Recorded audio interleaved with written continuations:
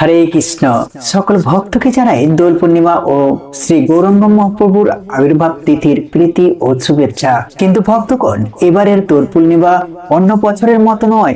আজ 3 মার্চ 2026 খ্রিস্টাব্দ। এইদিকে যখন আমরা আবির খেলায় মাতবো, অন্যদিকে আকাশে দেখা দেবে বছরের প্রথম চন্দ্রগ্রহণ।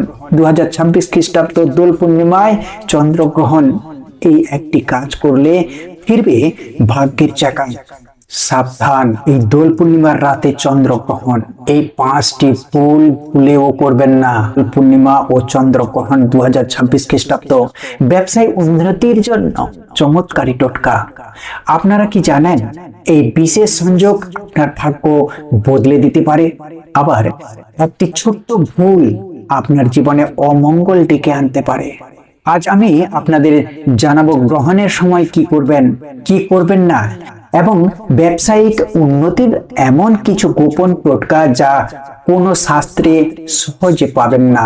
ভিডিওটি শেষ পর্যন্ত দেখুন, কারণ আজকের তথ্য আপনার জীবন বদলে দিতে পারে। খুবই গুরুত্বপূর্ণ তথ্য আজ প্রত্যেকেরই জানার প্রয়োজন। সকলকে স্বাগত জানাচ্ছি আমাদের প্রভুবার্তা ইউটিউব চ্যানেলে।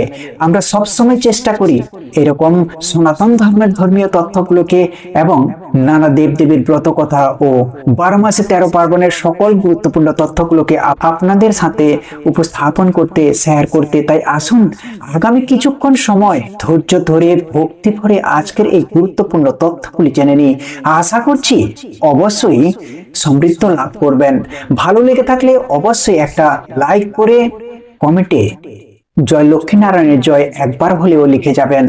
বিশেষ করে অনুরোধ, আপনারা কে কোথা থেকে এই ভিডিওটি দেখছেন কমেন্টে অবশ্যই কমেন্ট করে জানাবেন। তো আসুন জেনে নিই গুরুত্বপূর্ণ তথ্যগুলি। শেষ পর্যন্ত অবশ্যই দেখুন, কারণ আজকের তথ্য আপনার জীবন বদলে দিতে পারে। দোল পূর্ণিমা মহাপ্রভুর মহিমা। দোল পূর্ণিমা মানেই রঙের উৎসব নয়, এটি কলিযুগের পরম করুণাময় অবতার শ্রী চৈতন্য মহাপ্রভুর 540তম আবির্ভাব তিথি। মহাপ্রভু স্বয়ং রাধা কৃষ্ণের মিলিত স্বরূপ। 540 বছর আগে যখন তিনি নবদ্বীপ ধামে আবির্ভূত হয়েছিলেন, ঠিক সেই সময়ে আকাশে ছিল চন্দ্রগ্রহণ। কেন ভগবান গ্রহণের সময় এলেন? কেন? কারণ গ্রহণের সময় মানুষ যখন গঙ্গার জলে দাঁড়িয়ে হরিনাম করে, তখন তার কোটি জন্মের পাপ ক্ষয় হয়। তাই গ্রহণকে ভয় পাবেন না, একে ভক্তির সুযোগ হিসেবে দেখুন।